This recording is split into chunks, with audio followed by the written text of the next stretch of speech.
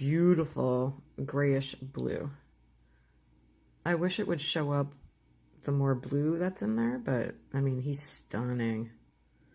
It's not showing the blue undertone as much on camera as it is in person, but it's absolutely stunning. I have a lot of grays and I do not have a gray like this. You have to put on like 2 to 3 coats because it's very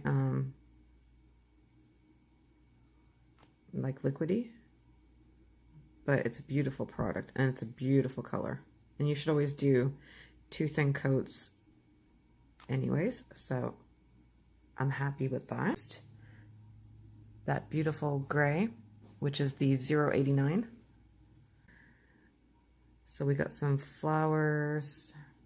We got a French with some just random flowers and leaves.